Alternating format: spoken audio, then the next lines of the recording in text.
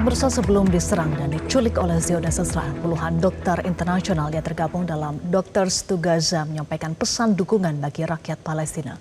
Mereka juga mengecam penculikan dan penyiksaan oleh Zionis Israel terhadap dokter asal Gaza, Hussam Abu Safia. Berikut liputan jurnalis Metro TV Andre Saptian sebelum keberangkatan armada GSF di Turki.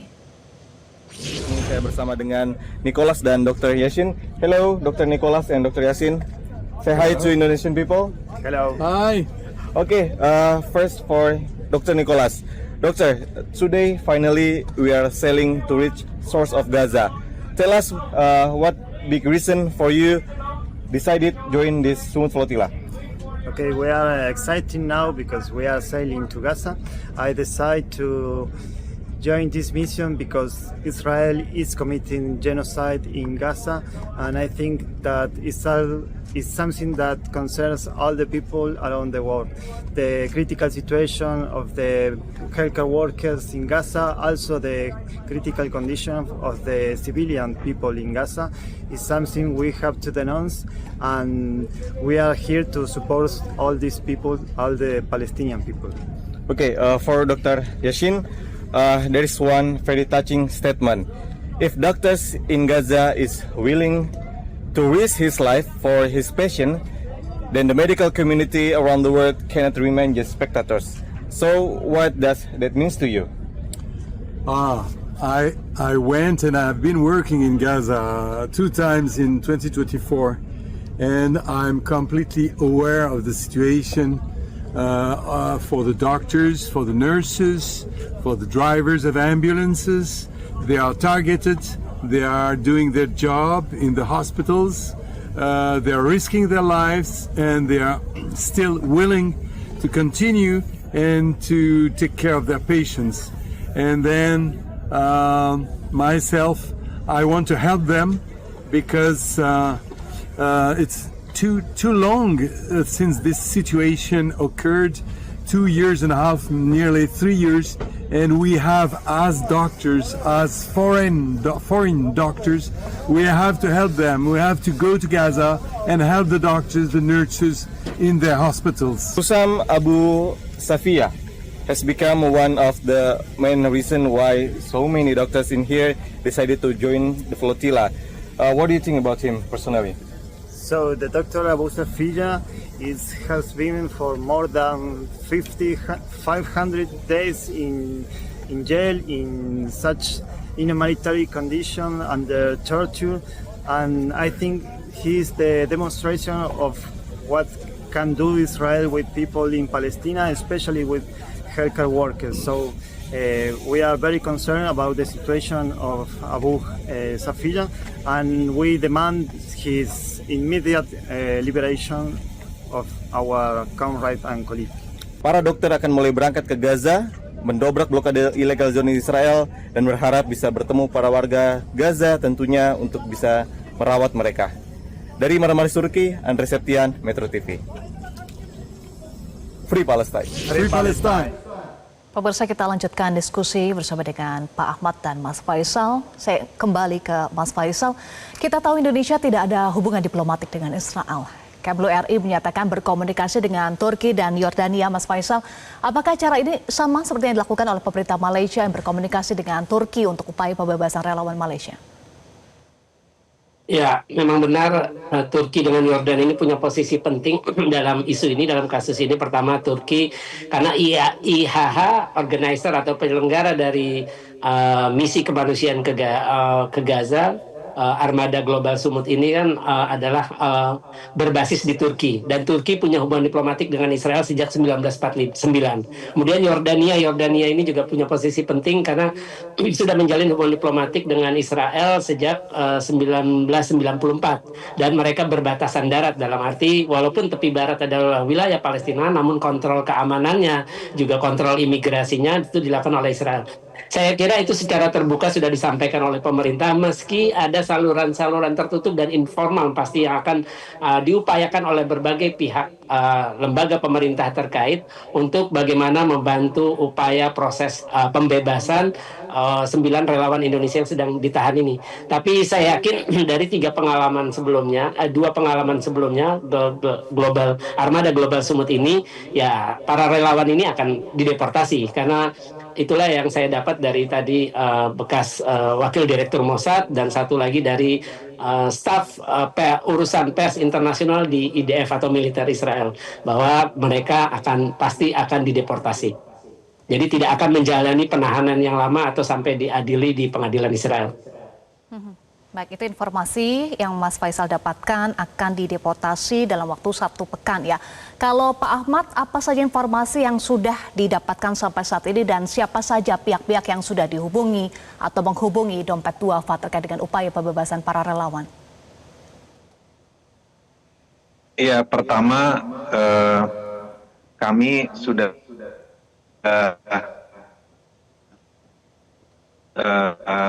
beraudiensi dengan Kementerian, beraudiensi dengan Komisi 1 DPR, dan secara melalui telepon dan WA kami juga sebenarnya terus berhubungan intens dengan Kementerian Luar Negeri, dan secara formal tadi juga sebenarnya secara informal kami sudah berbicara dengan Pak Menteri langsung, Menteri Luar Negeri, karena tadi sempat bertemu di DPR. Kami membincangkan sekilas mengenai usaha-usaha dan bagaimana bisa membebaskan warga negara Indonesia yang sedang ditahan di Israel tersebut.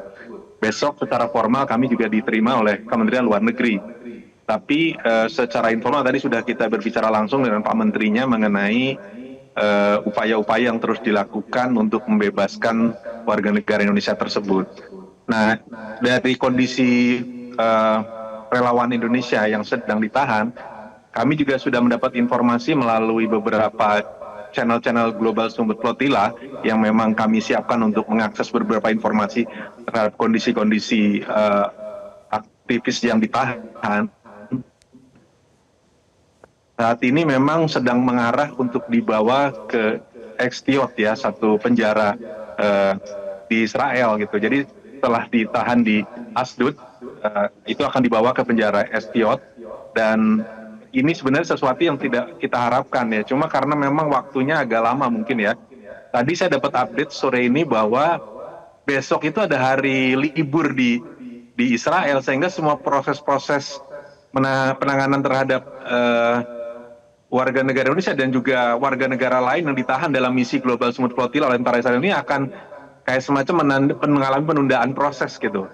Dan sehingga akan bertambah, yang artinya tidak bisa tadinya kita berharap dalam 2-3 hari saja ditahannya, tidak perlu lama-lama gitu, tapi ditambah dengan adanya hari libur ini mungkin akan bertambah beberapa hari. Dan sebenarnya ini juga kami sampaikan tadi ke pimpinan pimpinan Komisi 1 DPR, kami juga sampaikan bahwa kita perlu mempercepat proses dikeluarkannya aktivis-aktivis dari Indonesia ini supaya tidak terjadi kondisi-kondisi yang tidak kita harapkan. Apalagi kalau sampai dimasukkan ke penjara, kita khawatir kondisi penanganan di penjara, perlakuan terhadap tahanan itu bisa berakibat, mohon maaf, misalnya terjadi sampai luka-luka ataupun juga tekanan mental yang luar biasa.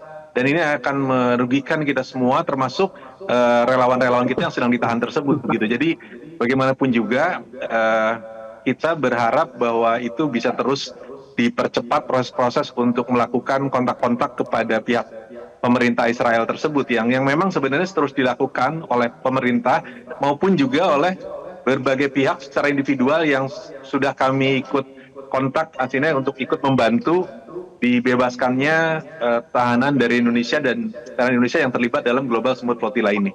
Demikian. Untuk harapannya prosesnya bisa dipercepat ya Pak Ahmad. Pak Ahmad, bagaimanapun perjuangan yang dilakukan oleh para aktivis Global Sumut Flotilla tujuannya adalah untuk mendobrak blokade ilegal Zionis Israel di Gaza, Palestina. Apakah perjuangan yang tidak mudah ini akan terus berlanjut?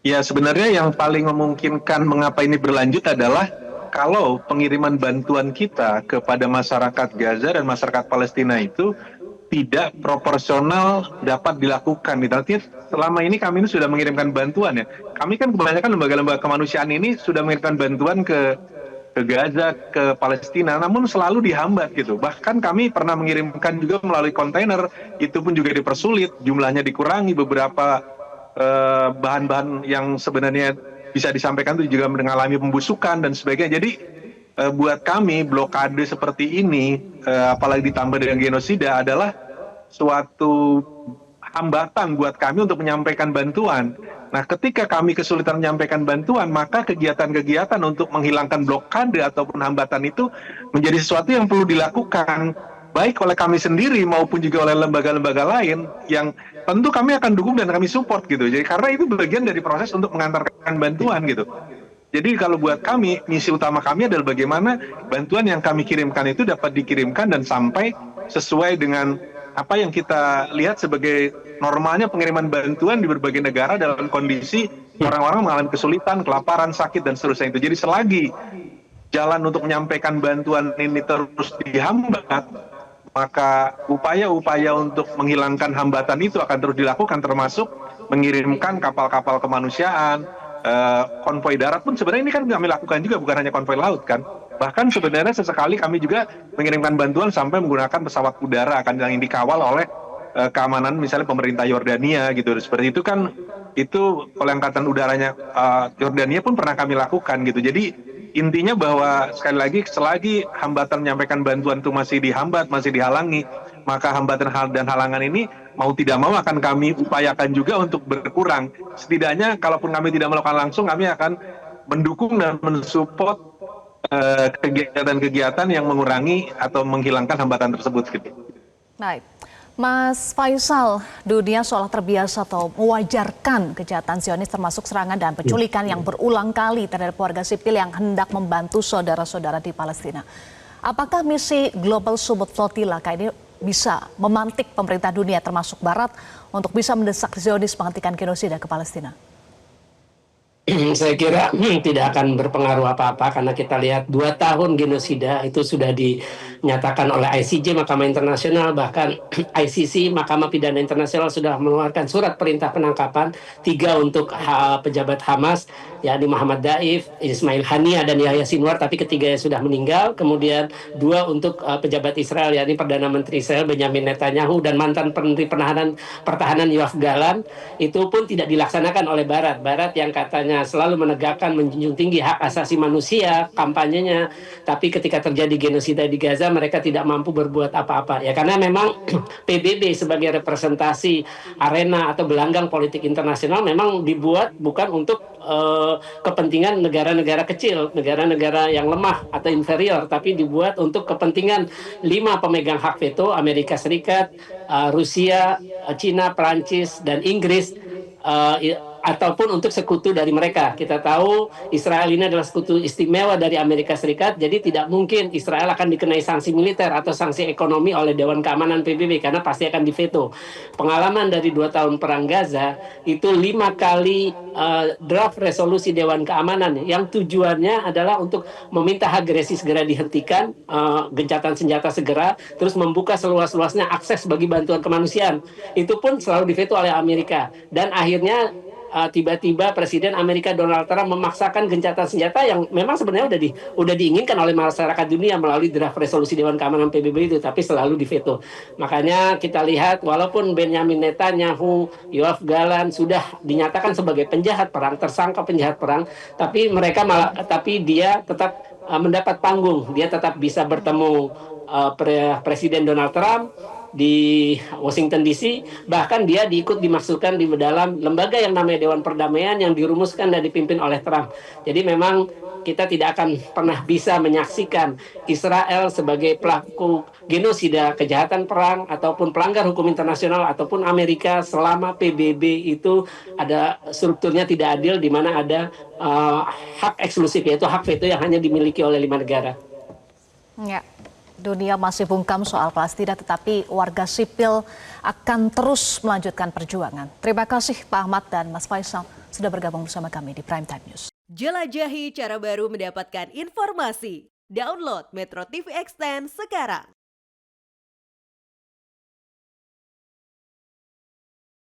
Jelajahi cara baru mendapatkan informasi. Download Metro TV Extend sekarang.